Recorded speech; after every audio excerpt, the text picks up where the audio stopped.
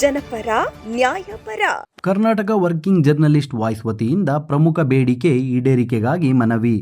ರಾಜ್ಯದ ಗ್ರಾಮೀಣ ಪತ್ರಕರ್ತರಿಗೆ ವೃತ್ತಿ ಸಂಬಂಧಿತ ಚಟುವಟಿಕೆಗಳಿಗೆ ಜಿಲ್ಲೆಯ ವ್ಯಾಪ್ತಿಯಲ್ಲಿ ಪ್ರಯಾಣಿಸಲು ಉಚಿತ ಬಸ್ ಪಾಸ್ಗಳಿಗೆ ಸಂಬಂಧಿಸಿದಂತೆ ತಮ್ಮ ಸರ್ಕಾರವು ದಿನಾಂಕ 26/9/2019 ಹೊರಡಿಸಿದ್ದ ಆದೇಶದಲ್ಲಿ ಕರಾಳವಾದ ಮಾನದಂಡಗಳನ್ನು ಒಳಗೊಂಡಿದೆ. ಇದು ವಿಷಾದಕರ.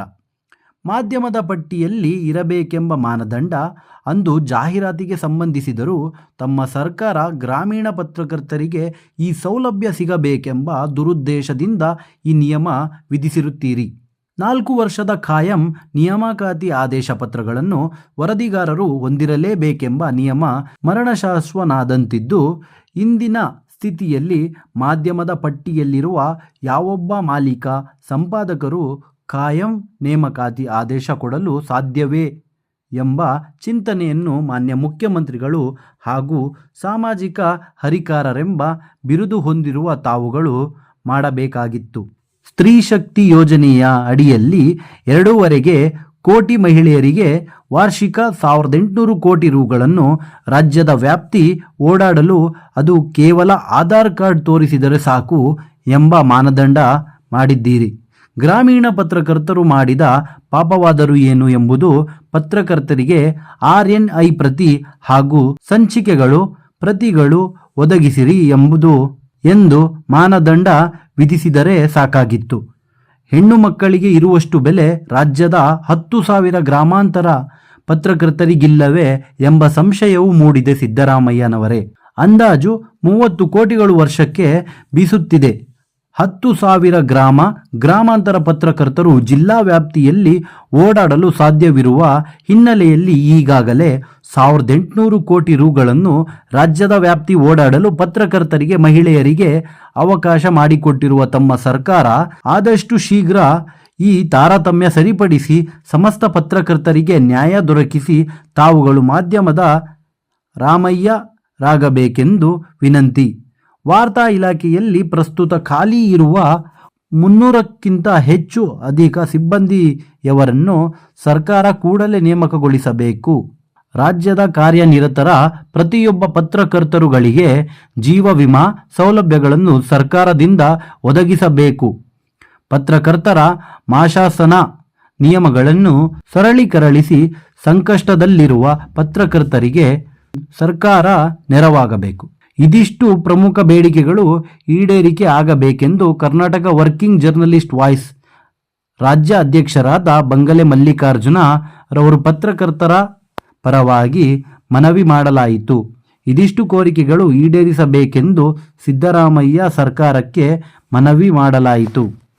ಸಿದ್ದರಾಮಯ್ಯ ಹೇಳೋದು ಕೇವಲ 10,000 ಪತ್ರಕರ್ತರಿಗೆ ಈ ಕರಾಳ ಆದೇಶ ವಾಪಸ್ ಪಡೆದು ಪತ್ರಕರ್ತರಿಗೆ ಏನಿದೆ ಗ್ರಾಮಾಂತರ ಪತ್ರ ಜಿಲ್ಲಾದ್ಯಂತ ಓಡಾಡಲು ಕೂಡಲೇ ಸರಳೀಕರಿಸಿ ಮಾರ್ಪಡಿಸಿ ನಮ್ಮ ಪತ್ರಕರ್ತರಿಗೆ ಬಸ್ ಪಾಸ್ ಒದಗಿಸಿಕೊಡಿ. 2ನೇದು ರಕ್ಷಣಾ ಕಾಯ್ದೆ ಏನಿದೆ ಪತ್ರಕರ್ತರ ಕೂಡಲೇ ಜಾರಿ ಆಗೋದೇನಿದೆ ಪ್ರಮುಖ ಉದ್ದೇಶ. 3ನೇದು ಏನಿದೆ ಇವತ್ತು ಮಾಶಾಸನ ಕೇವಲ ರಾಜ್ಯದಲ್ಲಿ 180ರಿಂದ 200 ಜನಕ್ಕೆ ಮಾತ್ರ ಸಿಗ್ತಾ ಇದೆ.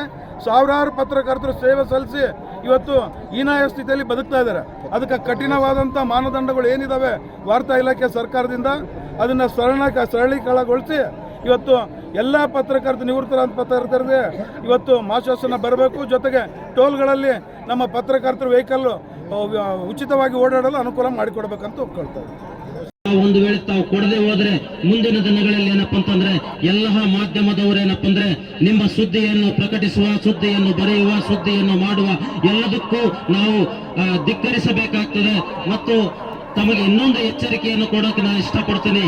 ಏನಪ್ಪಾ ಅಂತಂದ್ರೆ ದಯವಿಟ್ಟು ತಾವೇನಪ್ಪಾ ಅಂತಂದ್ರೆ ಪತ್ರಕರ್ತರ ಬಗ್ಗೆ ಕಾಳಜಿಯನ್ನು ವಹಿಸಿ ಪತ್ರಕರ್ತರ ಒಂದು ಸಂಘಕ್ಕೆ ಏನಪ್ಪಾ ಅಂತಂದ್ರೆ ತಾವೇನಪ್ಪ ಅಂದ್ರೆ ಈ ಒಂದು ಕಾರ್ಯಕ್ರಮದ ಒಂದು ಪ್ರತಿಭಟನೆಯನ್ನು ಸ್ವೀಕರಿಸಿ ಅವರ ಒಂದು ಹಕ್ಕುಗಳನ್ನು ತಾವು ನೀಡಲೇಬೇಕು.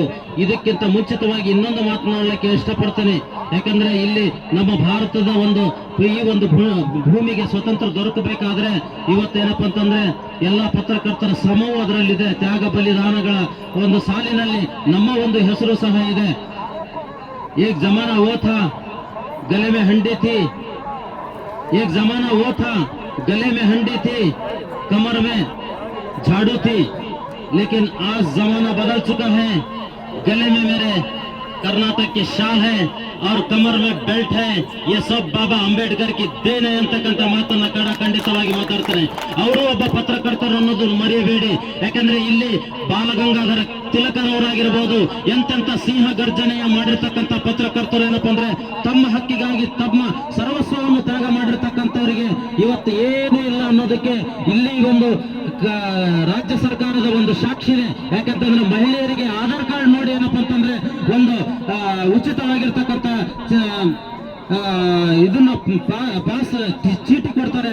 ಅದೇ ರೀತಿಯಾಗಿ ಏನಂದ್ರೆ ಒಬ್ಬ ಪತ್ರಕರ್ತರು ಹಗಲಿರಲು ಯಾವುದೇ ಸಂಬಳವಿಲ್ಲದೆ ಸುಮ್ಮನೆ ನಾಲ್ಕನೇ ಸ್ತಂಭ ಎಲ್ಲೈತ್ರಿ 4ನೇ ಸ್ತಂಭ ಬಹಳಷ್ಟು ಜನ ಹೇಳ್ತಾರೆ. ಆದ್ರೆ ಈ ಸರ್ಕಾರಕ್ಕೆ, ಈ ಜನರಿಗೆ, ಈ ನ್ಯಾಯದ ಎಲ್ಲರಿಗೂ ಕಾರಣದ ಏನಪ್ಪಾ ಅಂದ್ರೆ ಪತ್ರಕರ್ತರು ಸುದ್ದಿ ಕಾಣ್ತದೆ, ಪತ್ರಿಕೆ ಕಾಣ್ತದೆ, ಮಾಧ್ಯಮ ಕಾಣ್ತದೆ. ನ್ಯಾಯಕ್ಕಾಗಿ ಹೋರಾಟ, ನ್ಯಾಯಕ್ಕಾಗಿ ಹೋರಾಟ, ನ್ಯಾಯಕ್ಕಾಗಿ ಹೋರಾಟ, ಎಲ್ಲಿವರೆಗೆ ಹೋರಾಟ, ಎಲ್ಲವರೆಗೆ ಹೋರಾಟ, ಎಲ್ಲಿವರೆಗೆ ಹೋರಾಟ, ಎಲ್ಲವರೆಗೆ ಹೋರಾಟ, ಎಲ್ಲಿವರೆಗೆ ಹೋರಾಟ, ಎಲ್ಲವರೆಗೆ ಹೋರಾಟ.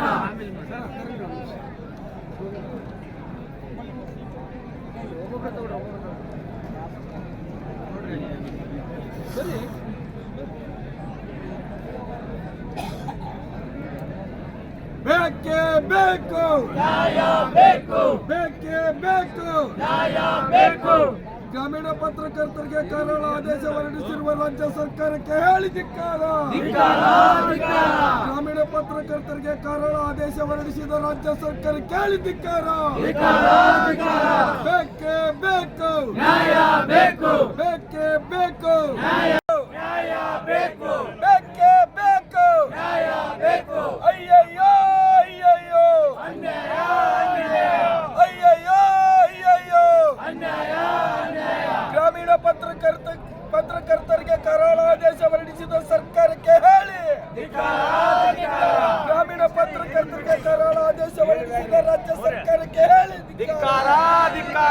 ಸಾಮಾಜಿಕ ಅಧಿಕಾರಿಯನ್ನು ಘೋಷಿಸಿರುವ ಮುಖ್ಯಮಂತ್ರಿ ಸಿದ್ದರಾಮಯ್ಯನವರಿಗೆ ಹೇಳಿ ಧಿಕ್ಕಾರ. ಸಾಮಾಜಿಕ ಅಧಿಕಾರಿಯನ್ನು ಘೋಷಿಸಿರುವ ಮುಖ್ಯಮಂತ್ರಿ ಸಿದ್ದರಾಮಯ್ಯನವರಿಗೆ ಹೇಳಿ ಧಿಕ್ಕಾರ. ಬೇಕೇ ಬೇಕು ಬೇಕೇ ಬೇಕು ಎಲ್ಲಿವರೆಗೆ ಹೋರಾಟ, ಎಲ್ಲಿವರೆಗೆ ಹೋರಾಟ, ಯಾತಕ್ಕಾಗಿ ಹೋರಾಟ, ನ್ಯಾಯಕ್ಕಾಗಿ ಹೋರಾಟ, ಯಾತಕ್ಕಾಗಿ ಹೋರಾಟ, ನ್ಯಾಯಕ್ಕಾಗಿ ಹೋರಾಟ. ಬೇಕೇ ಬೇಕು ನ್ಯಾಯ, ಬೇಕು ಬೇಕೇ ಬೇಕು ನ್ಯಾಯ, ಬೇಕು. ಅಲ್ಲೋ ಮಿಸ್ಟರ್ ಸಿದ್ದರಾಮಯ್ಯ, ಅಲ್ಲೋ ಮಿಸ್ಟರ್ ಸಿದ್ದರಾಮಯ್ಯ, ಸಿದ್ದರಾಮಯ್ಯ ಹೇಳಿದ್ದೇನು ಮಾಡಿದ್ದೇನು, ಅಲ್ಲೋ ಮಿಸ್ಟರ್ ಸಿದ್ದರಾಮಯ್ಯ ಹೇಳಿದ್ದೇನು ಮಾಡಿದ್ದೇನು, ಅಲ್ಲೋ ಮಿಸ್ಟರ್ ಸಿದ್ದರಾಮಯ್ಯ ಹೇಳಿದ್ದೇನು ಮಾಡಿದ್ದೇನು. ಗ್ರಾಮೀಣ ಪತ್ರಕರ್ತರಿಗೆ ಕರಾಳ ಆದೇಶ ಹೊರಡಿಸಿರುವ ರಾಜ್ಯ ಸರ್ಕಾರ ಕೇಳಿ ಧಿಕ್ಕಾರ. ಗ್ರಾಮೀಣ ಪತ್ರಕರ್ತರಿಗೆ ಕರಾಳ ಆದೇಶ ಹೊರಡಿಸಿರುವ ರಾಜ್ಯ ಸರ್ಕಾರ ಕೇಳಿ ಧಿಕ್ಕಾರ. ಬೇಕೇ ಬೇಕು ನ್ಯಾಯ, ಬೇಕು ಬೇಕೇ ಬೇಕು ನ್ಯಾಯ, ಬೇಕು. ಸಾಮಾಜಿಕ ಅಧಿಕಾರಿಯನ್ನು ಪೋಜು ಕೊಡ್ತಿರುವ ಸಿದ್ದರಾಮಯ್ಯನವರಿಗೆ ಹೇಳಿ ಧಿಕ್ಕಾರ.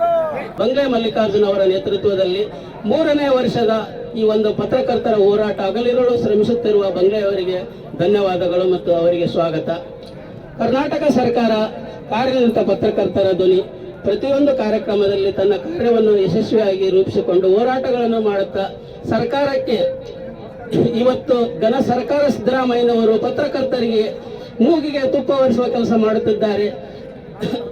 ಮಹಿಳೆಯರು ಆಧಾರ್ ಕಾರ್ಡ್ ಮೇಲೆ ರಾಜ್ಯಾದ್ಯಂತ ಹೋರಾಟ ಮಾಡಲು ಅಂತವರಿಗೆ ಆಧಾರ್ ಕಾರ್ಡ್ ಮೂಲಕ ರಾಜ್ಯಾದ್ಯಂತ ಓಡಾಡಲು ಆಧಾರ್ ಕಾರ್ಡ್ ಮೂಲಕ ಒಂದು ಬಸ್ ಅವರಿಗೆ ವ್ಯವಸ್ಥೆ ಮಾಡಿದ್ದಾರೆ.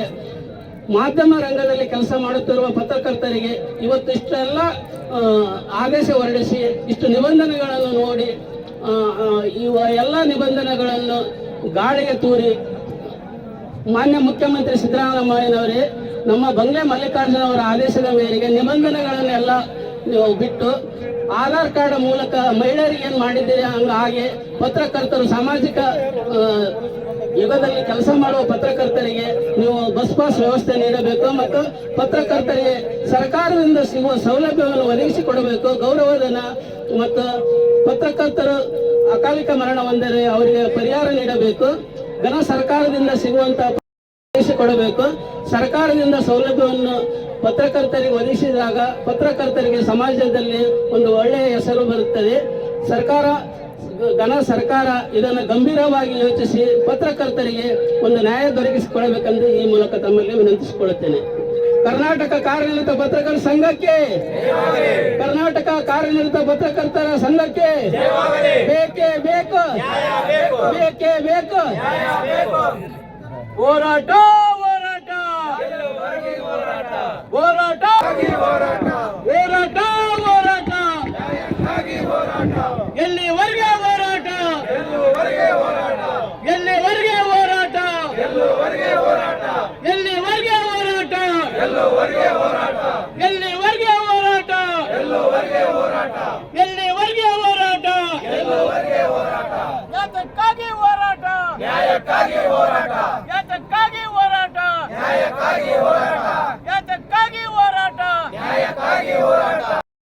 ಮಲ್ಲಿಕಾರ್ಜುನ್ ಬಂಗ್ಲೆಯವರೇ, ಇವತ್ತು ಈ ಒಂದು ಬೃಹತ್ ಹೋರಾಟದಲ್ಲಿ ಭಾಗವಹಿಸಿರ್ತಕ್ಕಂಥ ಎಲ್ಲನ್ನ ರಾಜ್ಯದ ಮೂಲೆ ಮೂಲೆಗಳಿಂದ ಬಂದಿರತಕ್ಕಂಥ ಪತ್ರಿಕಾ ಮಿತ್ರರೇ, ಸ್ನೇಹಿತರೆ, ರಾಜ್ಯದ ಪತ್ರಕರ್ತರ ಮಿತ್ರರೇ, ಬಂಧುಗಳೇ, ಹಾಗೂ ಇವತ್ತು ನಾವು ದೂರ ದೂರ ಊರುಗಳಿಂದ ಬಂದಿರತಕ್ಕಂಥ ಎಲ್ಲ ಮಾಧ್ಯಮ ಸ್ನೇಹಿತರೆ, ಇವತ್ತು ನಾವು ಪತ್ರಕರ್ತರು ಸಿದ್ದರಾಮಯ್ಯ ಅವರ ಸರ್ಕಾರಕ್ಕೆ ಊರುಗೋಲಾಗಿ ಅವತ್ತಿನ ದಿವಸ ಅವ್ರ ಸರ್ಕಾರವನ್ನು ಆಯ್ಕೆ ಮಾಡಿದ್ವಿ.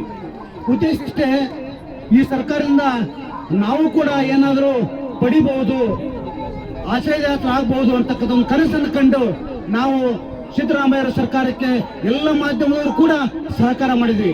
ಆದರೆ ಸಿದ್ದರಾಮಯ್ಯನವರು ನಾವು ಯಾವ ರೀತಿ ಸಹಕಾರ ಮಾಡಿದ್ವಿ ಅದಕ್ಕೆ ನಮಗೆ ದ್ರೋಹವನ್ನು ಎಸಗಂತ ಕೆಲಸ ಮಾಡ್ತಾ ಇದ್ದಾರೆ. ಬಂಧುಗಳೇ, ಈಗಾಗಲೇ ಸರ್ಕಾರಿ ನೌಕರದಾರರಿಗೆ ಹಿತರಕ್ಷಣಾ ಕಾಯ್ದೆ ಬಂದಿದೆ, ಕೂಲಿ ಕಾರ್ಮಿಕರಿಗೆ ಹಿತರಕ್ಷಣಾ ಕಾಯ್ದೆ ಬಂದಿದೆ. ಎಲ್ಲರಿಗೂ ಕೂಡ ಹಿತರಕ್ಷಣಾ ಕಾಯ್ದೆ ಬಂದ್ರೆ ಪತ್ರಕರ್ತರು 4ನೇ ಅಂಗ, ಈ 4ನೇ ಅಂಗದವರಿಗೆ ಇನ್ನೂ ರಾಜ್ಯಾಧ್ಯಕ್ಷರಾದ ಮಲ್ಲಿಕಾರ್ಜುನ್ ಬಂಗ್ಲೆಯವರೇ ಮತ್ತು ರಾಜ್ಯ ಸಮಿತಿಯ ಎಲ್ಲ ಹಿರಿಯ ಕಿರಿಯ ಪದಾಧಿಕಾರಿಗಳೇ ಮತ್ತು ಕರ್ನಾಟಕದ ಮೂಲೆಯಿಂದ ಬಂದಂತ ಜಿಲ್ಲಾ ಅಧ್ಯಕ್ಷರೇ, ತಾಲೂಕು ಅಧ್ಯಕ್ಷರೇ, ಸದಸ್ಯರೇ ಮತ್ತು ಎಲ್ಲ ಪತ್ರಕರ್ತರ ಸಹೋದರರೇ, ಆತ್ಮೀಯ ಬಂಧುಗಳೇ, ಇವತ್ತ ಉತ್ತರ ಕರ್ನಾಟಕ ಭಾಗದಲ್ಲಿ ಅವರಿಗೆ ಅರಿವಿಲ್ಲ. ಪತ್ರಕರ್ತರಾದವರು ಈ ನಾಡಿಗೆ ಗುರುತಿಸುವಂತ ಕೆಲಸ ನಮ್ಮನ್ನು ಮಾಡ್ತಾ ಇದ್ದಾರೆ, ನಮ್ಮನ್ನು ಬೆಳೆಸುವಂತ ಕೆಲಸ ಮಾಡ್ತಾ ಇದ್ದಾರೆ. ಇವಾಗ ನಾವು ಸರಿಯಾದ ರೀತಿಯಲ್ಲಿ ಸರ್ಕಾರ ಸೌಲಭ್ಯಗಳು ಕೊಡಬೇಕೋ ಬೇಡ ಅಂತಕ್ಕಂಥ ಚಿಂತನೆಯನ್ನು ಕೂಡ ಮಾಡ್ತಾ ಇದ್ದೇವೆ. ಇವತ್ತು ಅಧಿವೇಶನ ನಡೀತಾ ಇದೆ.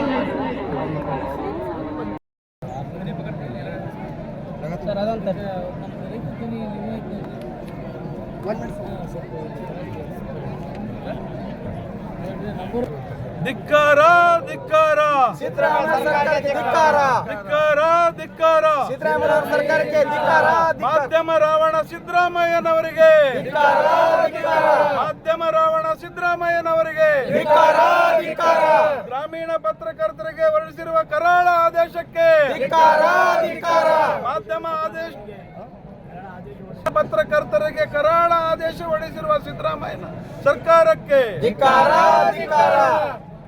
ಆತ್ಮೀಯ ಸ್ನೇಹಿತರೆ, ಇಂದಿನ ಹೋರಾಟದ ಪ್ರಮುಖ ಘಟ್ಟ ಏನಪ್ಪಾ ಅಂತಂದ್ರೆ, ಕಳೆದ 2-3 ವರ್ಷದಿಂದ ನಿರಂತರವಾಗಿ ಉಚಿತ ಬಸ್ ಪಾಸ್ಗಾಗಿ ಹೋರಾಟ ಮಾಡ್ತಾನೆ ಇದೀವಿ ಪತ್ರಕರ್ತರು. ಇವತ್ತು 15 ಬಜೆಟ್ ಮಂಡಿಸಿರುವಂತಹ ಸಿದ್ದರಾಮಯ್ಯನವರು ರಾಜ್ಯದ ಸಾಮಾಜಿಕ ಅಧಿಕಾರರಂದು ಏನು ಬಿಂಬಿತರಾಗಿದ್ದಾರೆ, ಫೋರ್ಸ್ ಕೊಡೋಕೆ ಮಾತ್ರ ಶೂರರಾಗಿದ್ದಾರೆ ಹೊರತು ಇವತ್ತು ಸರ್ಕಾರ ಹಾಗೂ ಪತ್ರಕರ್ತರ ಮಧ್ಯೆ ಇವತ್ತು ಸಾರ್ವಜನಿಕರ ಮಧ್ಯೆ ಸೇತುವೆಯಾಗಿ ಕಾರ್ಯನಿರ್ವಹಿಸುವಂತಹ ನಿಸ್ವಾರ್ಥ ಸೇವೆಯಲ್ಲಿ ತೊಡಗಿರುವಂತಹ ಪತ್ರಕರ್ತರಿಗೆ ಕನಿಷ್ಠ ಉಚಿತ ಬಸ್ ಪಾಸ್ ನೀಡುವುದಕ್ಕೆ ಸರ್ಕಾರಕ್ಕೆ ಆಗ್ತಾ ಇಲ್ಲ. ಬರೀ ಡೋಂಗಿ ಸರ್ಕಾರದಿಂದ ಸುಮ್ಮನೆ ಕೊಳ್ಳು ಬಸ್ಸು ಆಶ್ವಾಸನೆ ಕೊಡ್ತಾ ಸಾಗಿದೆ. ಇವತ್ತು ನೋಡಿ, ಮಹಿಳೆಯರಿಗೆ ವಾರ್ಷಿಕ 1800 ಕೋಟಿ ಖರ್ಚು ಮಾಡಿ ಇಡೀ ರಾಜ್ಯಾದ್ಯಂತ ಓಡಾಡಕ್ಕೆ ಕೊಟ್ಟಿದೆ, ಸಂತೋಷ. ಇವತ್ತು ನಾವು ಪತ್ರಕರ್ತರು ಕೇವಲ 10,000 ಜನ ಇದ್ದೀವಿ. ಈ 10,000 ಜನಕ್ಕೆ ಜಿಲ್ಲಾ ಮಟ್ಟದಲ್ಲಿ ಓಡಾಡಲು ಕೇವಲ 30 ಕೋಟಿ ಖರ್ಚಾಗುತ್ತೆ. ಇವತ್ತು 7 ಕೋಟಿ ಜನರ ನಾಡಿ ಮಿಡಿತ ಗೊತ್ತಿರುವಂತ ಏನು ಹೇಳ್ತಾ ಇದ್ದಾರೆ ಸಿದ್ದರಾಮಯ್ಯನವರು, ಕೇವಲ 10,000 ಪತ್ರಕರ್ತರು ಇವತ್ತು ತಮ್ಮಿಂದ ದಿನನಿತ್ಯ ಸುತ್ತುವಂತ ಪತ್ರಕರ್ತರ ಸ್ಥಿತಿ ಅವರಿಗೆ ಕಣ್ಣಿಗೆ ಕಾಣದ ಕುರುಡರಾಗಿದ್ದಾರೆ. ಇಂಥ ನಕಲಿ ಸಾಮಾಜಿಕ ಅಧಿಕಾರ ಅಂತ ಏನು ಹೇಳ್ತಾ ಇದ್ದಾರೆ, ಈ ಒಂದು ವಿಚಾರಕ್ಕೆ ನಮ್ಮ ಪತ್ರಕರ್ತರ ಸಂಘದಿಂದ ಅವರಿಗೆ ಧಿಕ್ಕಾರನ ಹೇಳ್ತಾ ಇದ್ದೀನಿ. ಇವತ್ತು ನಾವೇನೋ ಇವತ್ತು ಸಿದ್ದರಾಮಯ್ಯನವರು ಮಾಧ್ಯಮ ರಾವಣ ಅಂತ ಏನು ಇವತ್ತು ನಾವು ಬಿರುದು ಕೊಡ್ತಾ ಇದ್ದೀವಿ ಇವತ್ತು ನಮ್ಮ ಕಾನಿಪದನಿಂದ, ಇವತ್ತು ಇಡೀ ರಾಜ್ಯದ ಮಾಧ್ಯಮದವರ ಪಾಲಿಗೆ ರಾಮಯ್ಯರಾಗಬೇಕಾಗಿತ್ತು. ಇವತ್ತು ಕರಾಳ ಆದೇಶ ಹೊರಡಿಸಿ ಇವತ್ತು ಮಾಧ್ಯಮ ರಾವಣ ಆಗಿ ಇವತ್ತು ಚಲಾವಣೆಯಲ್ಲಿ ಇದ್ದಾರೆ ನಮ್ಮ ಮುಖ್ಯಮಂತ್ರಿ ಸಿದ್ದರಾಮಯ್ಯರು.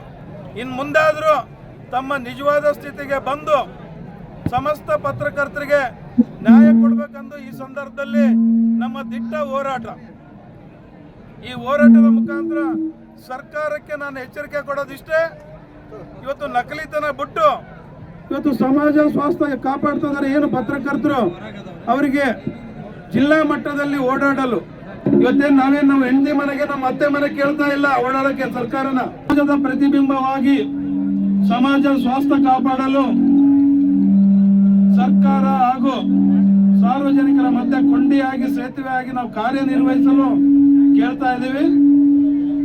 ನಮ್ಮ ನ್ಯಾಯಯುತ ಬೇಡಿಕೆ ಆದಷ್ಟು ಶೀಘ್ರ ಈಡೇರಿಸಬೇಕೆಂದು ಈ ಸಂದರ್ಭದಲ್ಲಿ ಮನವಿ ಮಾಡ್ತಾರೆ.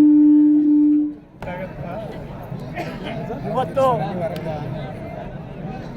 ನಮ್ಮ ಕರ್ನಾಟಕ ಕಾರ್ಯನಿರತ ಪತ್ರಕರ್ತರ ಧ್ವನಿಯ ಸಂಘಟನೆಯಿಂದ ಏನು ನಾವು ಹೋರಾಟವನ್ನು ಹಮ್ಮಿಕೊಂಡಿದ್ದೀವಿ,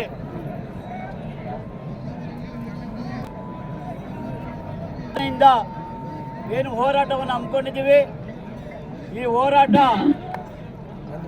ನಮ್ಮ ರಾಜ್ಯ ಸರ್ಕಾರದ ವಿರುದ್ಧ. ಕಾರಣ ಇವತ್ತು ಗ್ರಾಮೀಣ ಪ್ರದೇಶದ ಏನು ಪತ್ರಕರ್ತರು ನಾವೆಲ್ಲ ಇದ್ದೀವಿ, ನಮಗೆ ಈ ಒಂದು ಸಿದ್ದರಾಮಯ್ಯನ ಸರ್ಕಾರ ಎಲ್ಲಷ್ಟು ಕಾಳಜಿಯನ್ನು ವಹಿಸ್ತಾ ಇಲ್ಲ. ಒಂದು, ಇವತ್ತು ನಮ್ಮ ರಾಜ್ಯಾಧ್ಯಕ್ಷರು ಹೇಳಿದ ಹಾಗೆ ಇವತ್ತು ಅನೇಕ ಕಲ್ಯಾಣ ಯೋಜನೆಗಳು ನಾನು ಮಾಡಿದ್ದೀನಿ ಅಂತ ಅಬ್ಬರವನ್ನು ಕೊಚ್ಚಿಕೊಡ್ತಂತ ಸಿದ್ದರಾಮಯ್ಯ ಇವತ್ತು ಏನು ನಾವು ಕೇವಲ 16,000 ಪತ್ರಕರ್ತರು ನಾವು ಇದ್ದೇವೆ, ಏನು 56,000 ಕೋಟಿ ಈ ಒಂದು ಸಾವಿರಾರು ಕೋಟಿಯನ್ನ ಏನು ಖರ್ಚು ಮಾಡ್ತಾ ಇದ್ದಾರೆ. ಆ ಒಂದು ಖರ್ಚಿನಲ್ಲಿ ನಮ್ಮ ಗ್ರಾಮೀಣ ಪ್ರದೇಶದ ಪತ್ರಕರ್ತರಿಗೆ ಕೇವಲ 10,000 ಕೋಟಿ ಕೂಡ ಖರ್ಚಾಗಲ್ಲ. ಇವತ್ತು ಕೇವಲ ನಮ್ಮ ಪತ್ರಕರ್ತರನ್ನ ಒಂದು ಆದೇಶವನ್ನು ಹೊರಡಿಸಿ, ಕರಾಳ ಆದೇಶವನ್ನು ಹೊರಡಿಸಿ ನಮ್ಮ ಜಿಲ್ಲಾದ್ಯಂತ ಏನು ನಾವು ಪತ್ರಕರ್ತರಿದ್ದೀವಿ ನಮಗೆ ಯಾವುದೇ ರಕ್ಷಣೆ ಇಲ್ಲ. ಈ ರಕ್ಷಣೆಗೆ ನಾವು ಕೇಳಿದಾಗ ಯಾವುದೇ ಒಂದು ಸ್ಪಂದನವೂ ಕೂಡ ಈ ಬಂಡ ಸಿದ್ದರಾಮಯ್ಯ ಯಾವುದಕ್ಕೂ ಕೂಡ ಸ್ಪಂದನ ಮಾಡ್ತಾ ಇಲ್ಲ. ಈ ಬಂಡ ಸಿದ್ದರಾಮಯ್ಯ ಕೇವಲ ಪ್ರಚಾರ ಪ್ರಿಯನಾಗಿದ್ದಾನೆ, ಕೇವಲ ಉಳ್ಳವರ ಪಾಲಿನ ರಾಜನಾಗಿದ್ದಾನೆ. ಈ ರಾಜತ್ವ ಎಂದಿಗೆ ಮುಕ್ತಾಯ ಆಗುತ್ತೆ ಅನ್ನೋದು ಇವತ್ತು ನಮ್ಮ ಕರ್ನಾಟಕ ಕಾರ್ಯನಿರತ ಪತ್ರಕರ್ತರ ಧ್ವನಿಯ ಸಂಘಟನೆಯಿಂದ ನಾವು ಹೇಳ್ತಾ ಇದ್ದೀವಿ. ಸಿದ್ದರಾಮಯ್ಯ, ಇವತ್ತೇನು ನೀವು ಸುವರ್ಣಸೌಧದಲ್ಲಿ ಕುಂತಿದೆಯಾ, ಈ ಒಂದು ಸುವರ್ಣಸೌಧದಲ್ಲಿ ಕುಂತಿರ್ಬೇಕಾದ ಕಾರಣ ನಾವುಗಳು ಪತ್ರಕರ್ತರು ಮಲಗಿದ್ರೆ ನೀನು ರಾಜಭಾರ ಮಾಡ್ತೀಯ, ಪತ್ರಕರ್ತರು ಎದ್ದೋಡಿದ್ರೆ ನೀನು 3 ದಿವಸ ಕೂಡ ನಿನ್ನ ಕುರ್ಚಿಯಲ್ಲಿ ಕುಳಿತುಕೊಳ್ಳಕ್ಕೆ ಅವಕಾಶ ಇರಲ್ಲ. ಪತ್ರಕರ್ತರ ಬಗ್ಗೆ ಆದಷ್ಟು ಬೇಗ ನಮಗೆ ಸಂಬಂಧಪಟ್ಟಂತ ಸವಲತ್ತುಗಳನ್ನ ನೀನು ಮುಂಜಾರು ಮಾಡಲಿಕ್ಕೆ ಇಲ್ಲವಾದಲ್ಲಿ ರಾಜ್ಯಾದ್ಯಂತ ನಾವೇನಿದೀವಿ